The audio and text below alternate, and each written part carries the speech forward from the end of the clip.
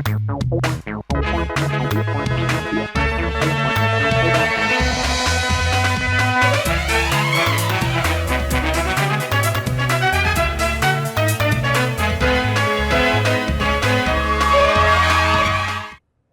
आप देख रहे हैं राष्ट्रीय समाचार और मैं हूं आपके साथ प्रिया पांडे। पहले एक नजर हेडलाइंस पर। 10 से 12 जनवरी तक गुजरात दौरे पर पीएम मोदी सोमनाथ स्वाभिमान पर्व में होंगे शामिल। 1 लाख से अधिक लोगों के जुटाने की संभावना। अंकिता भंडारी केस में सीबीआई जांच की सिफारिश। सीएम धामी बोले, निष्पक्षता और न्याय के लिए सरकार पूरी तरह प्रतिबद्ध। मुंबई और महाराष्ट्र के महानगरपालिका चुनाव के मद्देनजर सोशल मीडिया पर कड़ी निगरानी। अफवाह फैलाने वालों पर सख्त कार्रवाई। नए साल पर नीतीश कुमार का बड़ा प्रशासनिक फेरबदल। 22 आईएएस समेत 33 अधिकारियों का तबादला। रायबरेली में 17 जनवरी को सहायक अध्यापक प्रारंभिक परीक्षा। 11 केंद्रों पर 971 परीक्षार्थियों के लिए जिला प्रशासन अलर्ट। प्रधानमंत्री नरेंद्र मोदी 10 से 12 जनवरी तक गुजरात के दौरे पर रहेंगे। इस दौरान वे सोमनाथ मंदिर में आयोजित होने वाले सोमनाथ स्वाभिमान पर्व में भी शामिल होंगे और स्वाभिमान यात्रा भी निकालेंगे। प्रधानमंत्री के आगमन को लेकर सोमनाथ में भव्य तैयारियां की जा रही हैं और अनुमान है कि इस ऐतिहासिक कार्यक्रम में 1 लाख से अधिक लोग शामिल होंगे। सोमनाथ मंदिर को विशेष रूप से सजाया गया है और पूरे क्षेत्र में प्रधानमंत्री के स्वागत में होर्डिंग्स लगाए गए हैं। गुजरात सरकार के कैबिनेट मंत्री जीतूभाई वघानी ने तैयारियों का निरीक्षण कर व्यवस्थाओं का जायजा लिया। वहीं प्रधानमंत्री के दौरे को देखते हुए सुरक्षा के कड़े इंतजाम किए गए हैं और पुलिस बल भी पूरी तरह मुस्तैद नजर आ रहा है। प्रधानमंत्री नरेंद्र मोदी 10 से 12 जनवरी तक गुजरात के दौरे पर रहेंगे। इस दौरान वे सोमनाथ मंदिर में होने वाले सोमनाथ स्वाभिमान पर्व में शामिल होंगे और स्वाभिमान यात्रा भी निकालेंगे। इसके लिए सोमनाथ में भव्य तैयारियां की जा रही हैं। अनुमान है कि इस कार्यक्रम में 1 लाख से ज्यादा लोग शामिल होंगे। सोमनाथ मंदिर को भव्य रूप से सजाया गया है और पीएम मोदी के होर्डिंग्स भी लगाए गए हैं। वहीं गुजरात सरकार के कैबिनेट मंत्री जीतूभाई वाघानी ने भी तैयारियों का निरीक्षण किया। देखिए कैसे पीएम मोदी के आगमन के मद्देनजर पुलिस हर जगह मुस्तैद है और सुरक्षा के पुख्ता इंतजाम कर रही है। 8, 9, 10, 11 ये पूरा कार्यक्रम, यहाँ सांस्कृतिक कार्यक्रम होंगे, यहाँ अखंड शिव का जाप होगे, शिव के भजन होंगे, भजन मंडी आएंगी। यहाँ 500 साधु वो रवेड़ी करेंगे जैसे यहाँ हमारे जूनागढ़ में होता है। पूरा तरह से माननीय नरेंद्र भाई मोदी 10 तारीख को शाम को आएंगे, यहाँ दर्शन होगा। 11 तारीख को शौर्य यात्रा 108 हमारे हॉर्स के साथ, हमारे घोड़े के साथ आगे रहेंगे। मोदी जी अभिवादन झिलेंगे। शौर्य यात्रा भी अपने आप में बहुत बड़ी इतिहास की ऊंचाई दिखाने के लिए, भारत के लोगों के लिए, पूरे विश्व के लोगों के लिए ये पूरी यात्रा चलेगी। मोदी जी स्वयं दर्शन करेंगे, आशीर्वाद लेंगे और पूरे देश को, पूरे विश्व को मैसेज देंगे। उसके बाद एक बहुत बड़ी जनसभा, 1 लाख लोग पूरे राज्य में से, पूरे सौराष्ट्र में से हर हर महादेव जय सोमनाथ करके आएंगे। नरेंद्र मोदी जी का ये अपना निजी, ये आध्यात्मिक बात सुनेंगे और पूरे विश्व में, भारत में, सौराष्ट्र में, गुजरात में फैलाएंगे। जैसे कि हम सब जानते हैं कि सोमनाथ मंदिर भी Z+ कैटेगरी में आता है और माननीय प्रधानमंत्री जी मोदी सर भी हमारे Z+ कैटेगरी में आते हैं, स्पेशल SPG प्रोटेक्टिव हैं। तो उनकी उस लेवल की सुरक्षा की पूरी व्यवस्था डिस्ट्रिक्ट पुलिस की तरफ से की गई है। हम डीजी सर की तरफ से हमने बाहर से भी 2000 से ज्यादा पुलिस फोर्स की हमें रिक्वायरमेंट थी जो हमें डीजी सर द्वारा दी गई है और हमने पूरा चाक चौबंद बंदोबस्त लगाया है और हमें पूरी श्रद्धा है कि हम लोग माननीय प्रधानमंत्री श्री का बंदोबस्त एकदम खूब सुरक्षा के साथ कर पाएंगे। प्रधानमंत्री का क्या क्या कार्यक्रम रहेगा? 10 तारीख को आने के बाद 11 तारीख को क्या क्या कार्यक्रम? 10 और 11 तारीख दोनों को माननीय प्रधानमंत्री सर यहाँ पे होंगे। 10 की रात का स्टे यहाँ पे है 10 की रात को भी मंदिर में आएंगे शायद। प्रोग्राम अभी कंफर्म होना बाकी है। और 11 की सुबह को सर एक जन यात्रा कर रहे हैं जिसमें वो रोड शो होगा, अश्व का शौर्य सभा, शौर्य रैली भी होगी। मुंबई मनपा चुनाव को लेकर वर्ली सीट पर सियासी घमासान तेज हो गया है। एकनाथ शिंदे गुट की शिवसेना के विधायक नीलेश राणे ने उद्धव ठाकरे गुट की शिवसेना उम्मीदवार और मुंबई की पूर्व महापौर किशोरी के खिलाफ बड़ा आरोप लगाते हुए उनके चुनावी पर्चे को रद्द करने की मांग की है। नीलेश राणे का आरोप है कि वर्ष 2023 में किशोरी के खिलाफ दर्ज 2 एफआईआर का उल्लेख उनके नामांकन पत्र में नहीं किया गया, जो नियमों का उल्लंघन है। यह मामला वार्ड नंबर 199 वर्ली से जुड़ा बताया जा रहा है। राणे ने दावा किया कि सुप्रीम कोर्ट भी ऐसे मामलों में उम्मीदवारी रद्द करने के फैसले दे चुका है। उन्होंने कोरोना काल में बॉडी बैग खरीद में कथित अनियमितता, इंफोटेक कंपनी से लेन देन और एसआईआर घोटाले के मामलों का जिक्र करते हुए कहा कि इन मामलों में किशोरी फिलहाल जमानत पर बाहर है। नीलेश राणा ने कहा कि नामांकन पत्र में किसी भी कॉलम को खाली छोड़ना भी कानूनी कार्रवाई का आधार बन सकता है और वर्ली की जनता से अपील है कि ऐसे उम्मीदवार को वोट ना दे। विधायक नीलेश राणे ने इस बयान को महाराष्ट्र बीजेपी का भी समर्थन मिलता नजर आ रहा है। बीजेपी ने कहा कि यदि कोई उम्मीदवार चुनाव लड़ते समय नियमों का पालन नहीं करता और गैर कानूनी तरीके से मैदान में उतरता है तो उसके खिलाफ सख्त कार्रवाई की जानी चाहिए। पार्टी ने स्पष्ट किया कि इस मामले में वह शिवसेना की इस पहल के साथ खड़ी है और चुनावी प्रक्रिया की पारदर्शिता बनाए रखने के लिए ऐसे मामलों पर कठोर कदम उठाना जरूरी है। एक्स एमपी किरीट सोमैया जी ने उभाटा उम्मीदवार जो वर्ली से वार्ड नंबर 199, उनके ऊपर 2 एफआईआर है 2023 में, और वो दोनों एफआईआर उन्होंने अपने इलेक्शन फॉर्म में दिखाए नहीं है।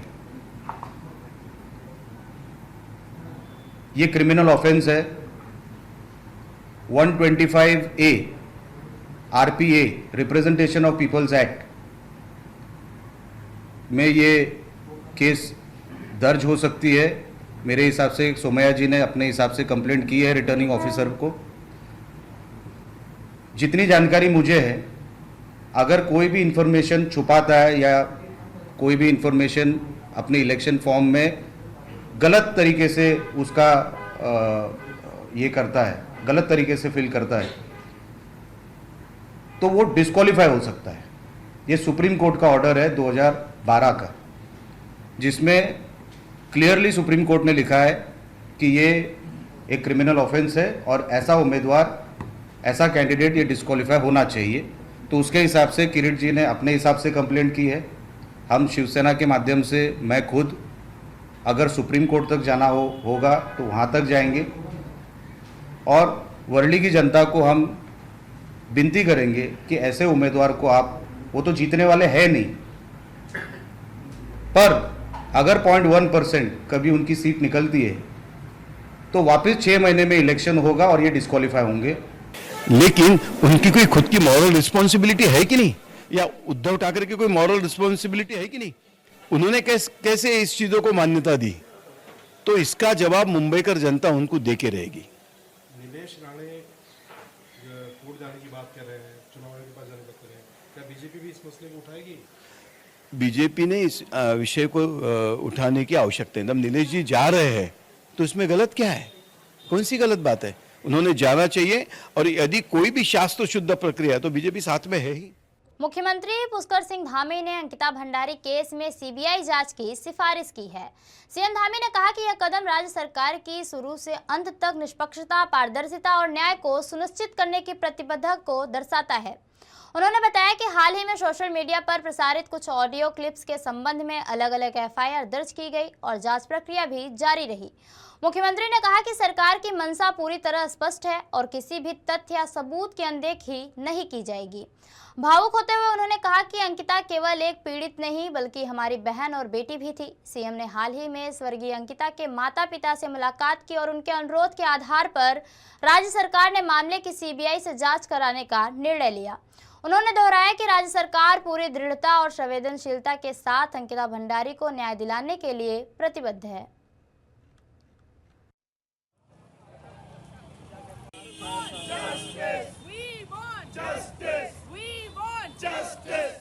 स्वर्गीय बहन अंकिता भंडारी के साथ हुई दुर्भाग्यपूर्ण घटना की जानकारी मिलते ही राज्य सरकार ने, प्रशासन ने बिना किसी भेदभाव के पूरी पारदर्शिता के साथ, निष्पक्षता के साथ कार्रवाई प्रारंभ की। तत्काल एसआईटी का गठन एक महिला आईपीएस अधिकारी की लीडरशिप में किया गया और प्रकरण से जुड़े हुए सभी अभियुक्तों को शीघ्र गिरफ्तार किया गया। उसकी ठोस पैरवी माननीय न्यायालय में की गई। उसी का परिणाम हुआ कि ट्रायल के दौरान किसी भी अभियुक्त को जमानत नहीं मिली। एसआईटी द्वारा विवेचना के बाद अभियुक्तों के विरुद्ध चार्जशीट दाखिल की गई और निचली अदालत ने सुनवाई पूरी होने पर अभियुक्तों को आजीवन कारावास की सजा सुनाई। यह इस बात का प्रमाण है कि राज्य सरकार ने शुरू से लेकर अंत तक पारदर्शिता, दृढ़ता के साथ न्याय सुनिश्चित किया है। हाल के दिनों में सोशल मीडिया पर प्रसारित हुई ऑडियो क्लिप्स के संबंध में अलग अलग एफआईआर दर्ज की गई हैं, जिसकी जांच जारी है। नए साल की शुरुआत के साथ ही मुख्यमंत्री नीतीश कुमार ने बिहार प्रशासन में बड़ा फेरबदल करते हुए 22 आईएएस और बिहार प्रशासनिक सेवा के 11 अधिकारियों का तबादला किया है।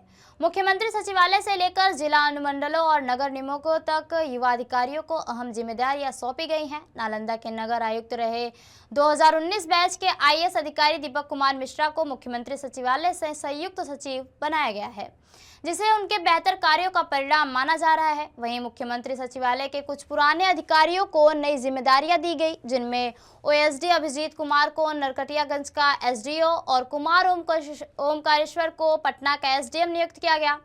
2020 बैच के टॉपर शुभम कुमार को मुख्यमंत्री के गृह जिला नालंदा नया डीसीसी बनाया गया।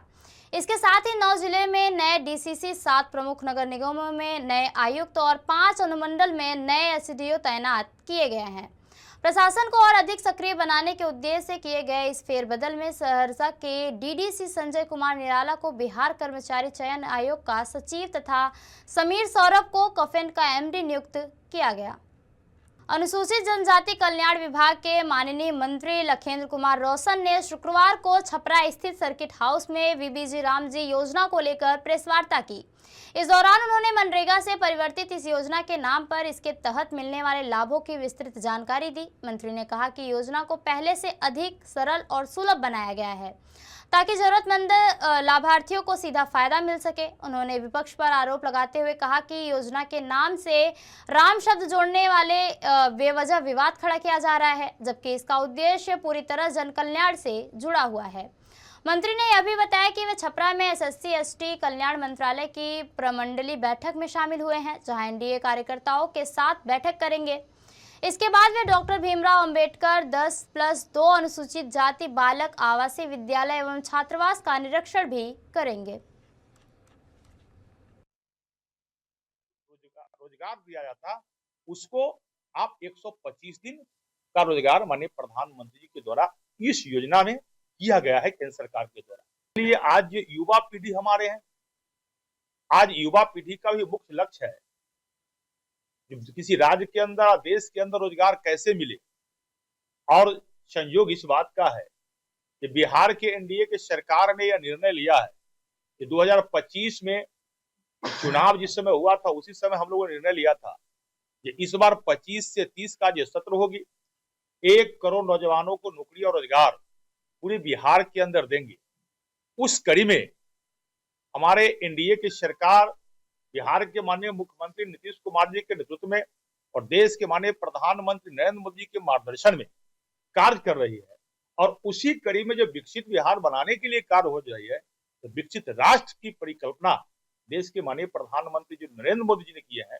उसी कड़ी में इस योजना का वीबीजी रामजी योजना, ताकि युवाओं को नौकरी और रोजगार देने के लिए हम लोगों ने संकल्प लिया ही।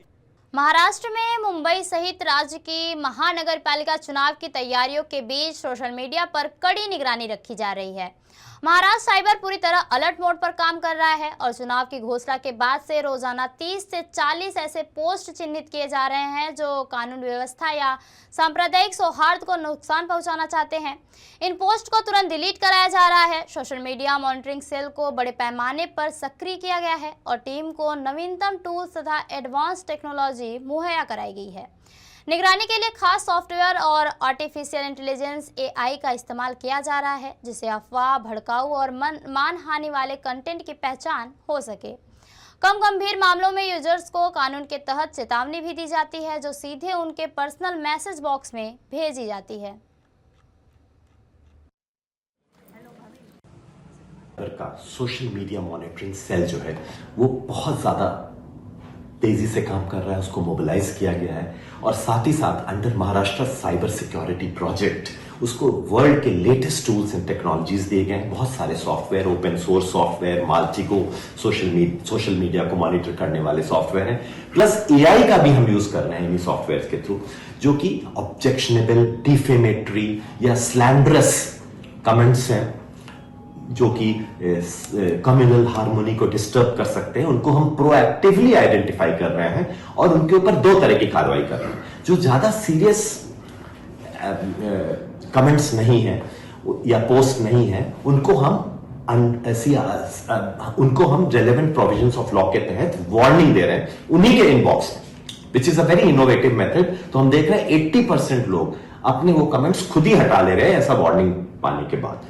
लेकिन जो ज्यादा सीरियस हैं, जो कम्युनल हार्मोनी को डिस्टर्ब कर सकते हैं, उसमें हम कंप्लेंट्स लेकर FIR तक कर रहे हैं और ऐसे लोगों के सारे कमेंट्स टेक डाउन कर रहे हैं और उनके अकाउंट्स को डीएक्टिवेट करने के लिए हम संबंधित प्लेटफॉर्म्स को ईमेल भेज रहे हैं। सर, इलेक्शन कमीशन ने कुछ स्पेशल सेल बनाया है जो बता रहे थे, क्या है? इलेक्शन कमीशन के हमेशा हमें निर्देश आते हैं कि इनकी मॉनिटरिंग की जाए, तो हम प्रोएक्टिव मॉनिटरिंग कर रहे हैं और काफी अच्छे रिजल्ट हमें मिल रहे हैं। शेखपुरा जिले में एक बार फिर मेडिकल कॉलेज को लेकर सियासत और चर्चाएं तेज हो गई है।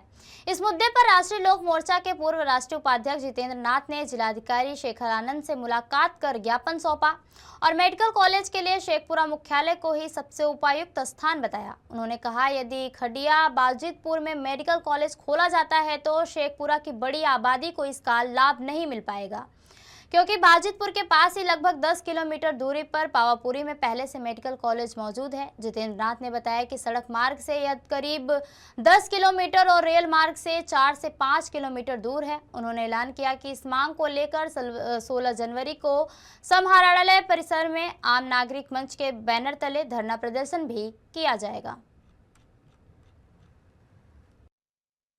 से हम लोगों को पता चला कि बिहार सरकार ने जो शेखपुरा में मेडिकल कॉलेज खोलने का फैसला किया है, वो मेडिकल कॉलेज के लिए ज़मीन शेखोपुर सराय के बाजितपुर खुड़िया में देखा जा रहा है। सरकार ने मेडिकल कॉलेज बनाने का फैसला इसलिए नहीं सिर्फ किया है कि हर जिले को एक मेडिकल कॉलेज दे दिया जाए, बल्कि मेडिकल कॉलेज खोलने का इरादा ये है कि उस जिले की आबादी को इलाज की सुविधा, चिकित्सा सुविधा की सहूलियत हो। अगर खुड़िया बाजितपुर में मेडिकल कॉलेज बनाया गया तो 3 बात पर हम लोगों को एतराज़ है, जिस पर एतराज़ दर्ज कराया है। नंबर 1 कि वो हमारे ज़िले के एक अंतिम छोर पर है जहां से नालंदा ज़िला शुरू होता है। नंबर 1, मेडिकल कॉलेज को आबादी के केंद्र में रखा जाए और वो जगह शेखपुरा शहर है, इसके आसपास 4-5 किलोमीटर 6 किलोमीटर के परिधि में वो मेडिकल कॉलेज बनाया जाना चाहिए। दिल्ली के साकेत कोर्ट कॉम्प्लेक्स में एक दर्दनाक और चौंकाने वाली घटना सामने आई, जहां कोर्ट परिसर की एक इमारत से कथित तौर पर कूदने के बाद एक कर्मचारी की मौत हो गई। मृतक साकेत कोर्ट में ही कार्यरत था और घटना की सूचना मिलते ही कोर्ट परिसर में हड़कंप मच गया। पुलिस और बचाव दल तुरंत मौके पर पहुंचे, लेकिन तब तक कर्मचारी की मौत हो चुकी थी। प्रारंभिक जांच में पुलिस इसे आत्महत्या का मामला मान रही है और घटनास्थल से एक सुसाइड नोट भी बरामद हुआ है, जिसे पुलिस ने कब्जे में लेकर जांच के लिए भेज दिया है। हालांकि सुसाइड नोट की सामग्री का अभी तक खुलासा नहीं किया गया। पुलिस अधिकारियों के अनुसार मामले की हर पहलू से जाँच की जा रही है। बिहार के 4 जिलों के कोर्ट को ईमेल के माध्यम से बम से उड़ाने की धमकी मिलने के बाद प्रशासन सतर्क हो गया है। इसी क्रम में सहरसा जिला प्रशासन भी अलर्ट मोड पर है। आज सहरसा व्यवहार न्यायालय को एहतियातन खाली कराया गया, जिसके बाद पूरे कोर्ट परिसर की बारीकी से जांच की गई। किसी भी संभावित खतरे से निपटने के लिए सहरसा व्यवहार न्यायालय परिसर में मॉक ड्रिल भी आयोजित की गई, ताकि आपात स्थिति में त्वरित और प्रभावी कार्रवाई सुनिश्चित की जा सके।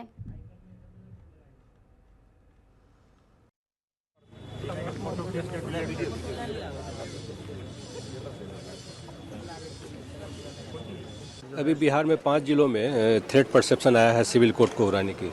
उसी के संदर्भ में हम लोग प्रिकॉशनरी मेजर के रूप में सिविल कोर्ट सहरसा में भी हम लोग मॉक ड्रिल का आयोजन किए हैं, ताकि जो भी थ्रेट परसेप्शन हो उसको देख रहे हैं हम लोग। धन्यवाद। सिक्योरिटी ऑडिट हमारे जो भी है यहाँ के बेस्ट पुलिस अधिकारी और जो भी कांस्टेबल द्वारा जो है ऑर्गेनाइज किया गया है, ताकि जो है न्यायालय परिसर जो है काफ़ी सुरक्षा का माहौल जो है वो व्याप्त हो, और जो भी हमारे नागरिक यहाँ पे आते हैं और उनको भी सुरक्षा प्रदान हो, इसके लिए जो है बहुत अच्छा एक मॉक ड्रिल के रूप में हमारे जो भी हैं पुलिस वरीय अधिकारी वो आए हुए हैं और निरीक्षण किया गया है। उनके द्वारा एक मॉक ड्रिल का आयोजन किया गया है, ताकि किसी भी तरह की अनटोवर्ड इंसिडेंट हो उसको जो है ससमय रहते हुए उसको इस तरह की समस्याएं से दूर किया जा सके। और इनके द्वारा और भी बताया गया है कि ये निरीक्षण कर रहे हैं कि कहाँ कहाँ ऐसे लूप होल्स हैं जिससे न्यायालय परिसर पूरी तरह से सुरक्षा हो, और इनके द्वारा जो है दिशा निर्देश भी बताया गया है कि जारी किया गया है कि जो भी इस तरह के लूप होल्स हमारे कैंपस में हो उसको जो है भय रहित बनाया जा सके, ताकि जो है न्याय निर्णयन में कहीं कोई समस्या नहीं हो सके। धन्यवाद। राजकोट जिले के जेतपुर, धोराजी और आसपास के ग्रामीण इलाकों में आज सुबह भूकंप के झटके महसूस किए गए। जेतलसर, पेढ़ाला, सरदारपुर, नानी परबड़ी सहित कई गांवों में 3 भूकंप झटकों के बाद लोग डर गए हैं। किसी जान माल के नुकसान की खबर नहीं है, बट भूकंप के लगातार झटकों को देखते हुए धोराजी और जेतपुर के कई प्राइवेट और स्कूली ने छात्रों की सुरक्षा में ध्यान में रखते हुए छुट्टी घोषित कर दी है। रायबरेली में सहायक अध्यापक प्रारंभिक परीक्षा 17 जनवरी को आयोजित की जाएगी। जिला प्रशासन ने परीक्षा की तैयारी के लिए पूरी सतर्कता बरती है। परीक्षा कुल 11 केंद्रों पर 2 पालियों में करवाई जाएगी। पहली पाली में 4608 और दूसरी पाली में 4463 परीक्षार्थी शामिल होंगे। डीएम की अध्यक्षता में कलेक्टर के बचत भवन में हुई बैठक में आवश्यक दिशा निर्देश दिए गए। जिला प्रशासन ने परीक्षा केंद्रों पर व्यवस्था, सुरक्षा और समयबद्ध संचालन सुनिश्चित करने के लिए सभी आवश्यक कदम उठाने के निर्देश भी दिए हैं। ठाणे के घोड़बंदर रोड स्थित गयामुख घाट पर एक भीषण सड़क हादसा हुआ। सुबह करीब 7 बजे घाट की ढलान से उतर रहे लोडेड मल्टी एक्सल ट्रक की घोड़बंदर की और रॉन्ग साइड से आ रहे 11 वाहनों से जोरदार टक्कर हो गई। टक्कर इतनी भयंकर थी कि एक ऑटो रिक्शा और एक वैगनर कार पूरी तरह चकनाचूर हो गई, जबकि कई अन्य निजी वाहनों के आगे हिस्से पूरी तरह क्षतिग्रस्त हो गए। हादसे के बाद ट्रक कई वाहनों को अपने रास्ते में उड़ाते हुए डिवाइडर पर चढ़ गया और इस दुर्घटना में कुल 8 लोग घायल हो गए, जिनमें से 4 की हालत गंभीर बताई जा रही है। गंभीर रूप से घायल चारों लोगों को तुरंत टाइटन अस्पताल में भर्ती कराया गया। आज सुबह 7:30 से 8 बजे के करीब एक घोड़बंदर जो ऊपर से मेरा रोड साइड से एक मल्टी एक्सल ट्रक आ रहा था, उसमें लोड बढ़ा हुआ था और जो थाना की तरफ से घोड़बंदर में जाने वाले जो ट्रैक है उस ट्रैक से अपोजिट साइड में रॉन्ग साइड में ये जो कार वाले हैं ऊपर जा रहे थे, तो ट्रक को कंट्रोल नहीं हुआ। जो रॉन्ग साइड में आ रहे थे 10 से 12 कार और 2-3 रिक्शा है, उसमें वो ठोकर लगा के एक्सीडेंट हो गया है। उसमें कार का काफ़ी नुकसान हो गया है क्योंकि ट्रक मल्टी एक्सल था और लोडेड था। इसमें 4 लोग इंजर्ड हुए हैं। होड़ा में जो टाइटन मेडिसिटी हॉस्पिटल है वहाँ पे उनके ऊपर उपचार चालू है। उसमें से एक जो ऑटो वाला है उसको थोड़ा ब्रेन में इंजरी हुआ है, बाकी एक नॉर्मल इंजरी है, किसी को चिंताजनक कोई नहीं है और सभी के रिलेटिव्स को हमने इन्फॉर्म किया है।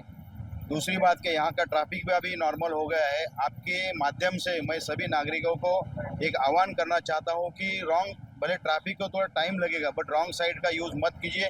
आज ये केवल रॉन्ग साइड में थे इसलिए अपघात हुआ है। खबरों का सिलसिला यूं ही चलता रहेगा। देखते रहिए राष्ट्रीय समाचार। नमस्कार।